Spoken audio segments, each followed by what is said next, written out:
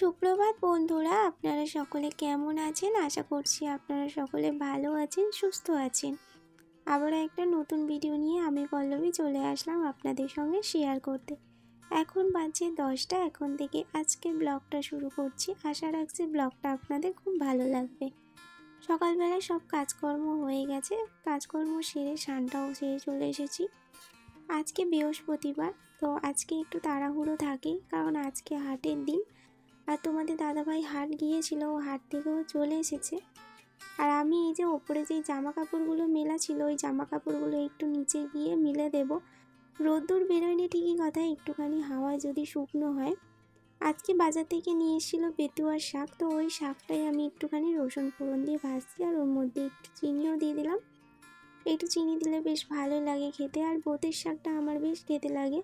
শাকটা অনেকটা ছিল দেখতে, কিন্তু ভাজার পর একটুখানি হয়ে গেছে। এই শাকটার দামই নিয়েছে 15 টাকা।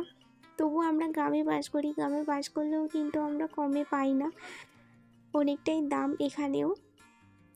আর এইখানে দেখো একটু চিকেন বানাচ্ছি। আজকে চিকেন নিয়েছে, আজকে আর মাছ নিয়ে আসেনি, যেহেতু রবিবারে চিকেন হয়নি, সেই জন্য আজকে চিকেন নিয়েছে। চিকেনটা একটু আলু দিয়েই বানাবো, আর তার সাথে একটু টকও হবে।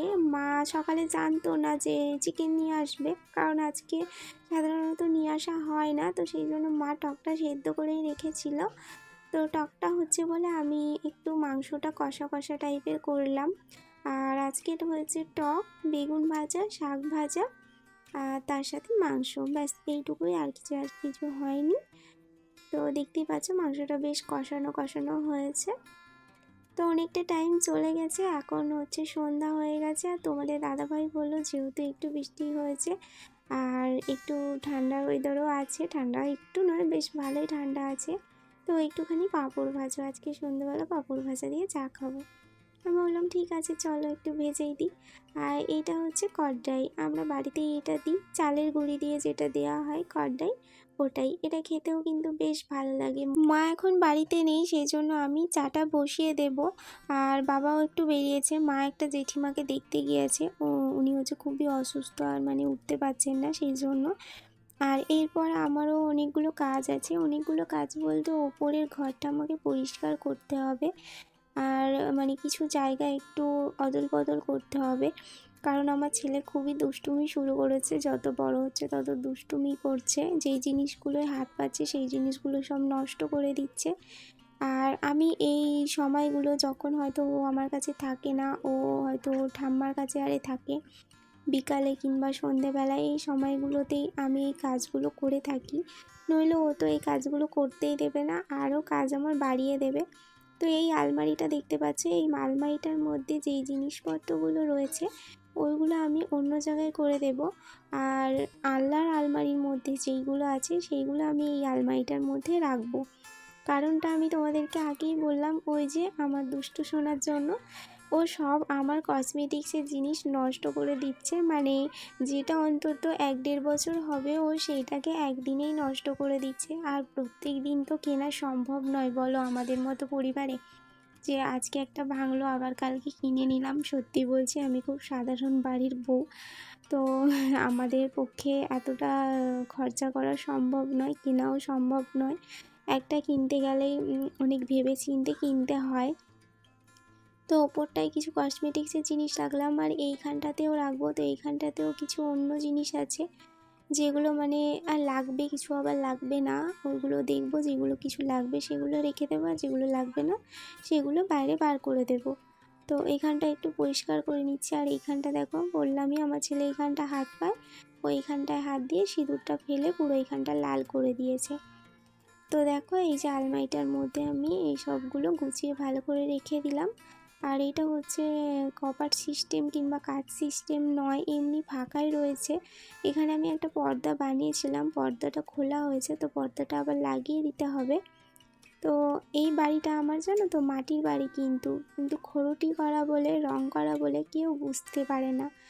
আর এই রংটা আমি নিজের হাতেই করেছি, আগের রংটা অন্য কালার ছিল, তো আমার সেই কালারটা ঠিক ভালো লাগছিল না, তাই জন্য আমি নিজের হাতেই এই পিঙ্ক কালারটা করেছি। আর এই যে একটু আলমারির কাঁচগুলো মুছে নিচ্ছি, একটু ধুলো পড়ে গেছে। আর এই কাজগুলো তো প্রায় মুছতেই হয়, তোমাদেরকে তো বললামই। আমার বাড়িটা হচ্ছে মাটির বাড়ি, মাটির বাড়ির জন্য অনেকটাই ধুলো ওড়ে, ধুলোর কারণেই বেশিরভাগ নোংরা হয়। তো এই যে আমাদের যে বাটি, কাপ, প্লেট, গ্লাসগুলো রয়েছে, তো এই জায়গাটা তো ফাঁকা হয়ে গেল, তো সেই জন্য এই জায়গাতে এইগুলো আমি গুছিয়ে রেখে দিচ্ছি। এইগুলো আমাদের সাধারণত একটা ড্রামের মধ্যেই থাকে, কারণ রাখার জায়গার অভাব, রাখার জায়গা নেই সেই জন্য। তো যেহেতু এখানটা রাখার জায়গা হয়েছে, সেই জন্য আমি এখানটায় গুছিয়ে রেখে দিলাম। জানি না আবার এগুলো ভাঙবে নাকি ফেলবে নাকি, তো ফেলবে তো বটেই। কসমেটিক যে জিনিসগুলো বেশি নষ্ট করে দিচ্ছে, আর এইগুলো যেহেতু স্টিলের, এইগুলো অতটাও কিছু হবে না। আর ওই মগটার মধ্যে স্পুনগুলো রেখে দিলাম। আর কিছু প্লেট আছে এই বালতিটার মধ্যে, প্লেটগুলো ওইখানেই রেখে দেব। তো এই দুটো জায়গার মধ্যে ছিল, একটা ড্রামে আর একটা এই ছোট বালতিতে। আর থালা বাসনগুলো বড় ট্যাঙ্কিতে রয়েছে, আর কাঁসার বাসনগুলো একটা ছোট ট্যাঙ্কিতে রয়েছে ঘরের ভেতরে। আর এই যে ওপরটাও একটু মুছে নিচ্ছি, ওপরটাও অনেকটা নোংরা হয়েছে ধুলোর মধ্যে। আর এইখানে আমাদের দেখো অনেকগুলো ব্যাঙ আছে, একটা হচ্ছে আমার, একটা তোমাদের দাদাভাই, একটা বাবুর ভর্তি হয়ে গেছে, সেই জন্য ও ঠাম্মিটা নিয়ে চলে এসেছে, এখন ওইটার মধ্যে ফেলছে টাকা। তো দেখো আমি ভালো করে গুছিয়ে নিয়েছি, যতটুকু পারি ততটুকু গুছিয়ে রাখার চেষ্টা করি। মাটির ঘর তো কী হয়েছে, তবুও আমি আমার সাধ্য মতো চেষ্টা করি সাজিয়ে রাখার। অনেক দামি দামি জিনিস কিনতে পারি না ঠিকই কথা, সাধ্যের মতো যতটুকু পারি ততটুকু দিয়েই আমি গুছিয়ে রাখার চেষ্টা করি। আর আমার এই ঘরটা তোমাদের কেমন লাগে অবশ্যই তোমরা কমেন্ট করে জানিও। আর একটু চারিদিকে ঝুলঝুল রয়েছে, ওইগুলো ঝেড়ে নিচ্ছি। আর তারপর ঝুল যেহেতু হয়েছে ঝেড়েছিলাম, সেই জন্য বিছানার চাদরটাও চেঞ্জ করে দিচ্ছি, কারণ ছোট বাচ্চা নিয়ে শোয়া, ঝুল ঝাড়লাম, কোথায় মাকড়সা টাকড়সা পড়বে, তো সেই জন্য চাদরটাও চেঞ্জ করে দিলাম। আর সাদা চাদর দুদিন ছাড়াই একটু নোংরাটা বেশি হয়, ভাবছি দুটো কালারিং চাদর কিনবো, কিন্তু হয়ে উঠছে না, দেখি কবে কিনতে পারি, তো তখনই কিনবো। তো বন্ধুরা, আমার এই ভিডিওটা তোমাদের কেমন লাগলো অবশ্যই কমেন্টে জানিও। আর যদি নতুন বন্ধু হয়ে থাকো অবশ্যই আমার পাশে থেকো। আজকের মতো টাটা, বাই বাই।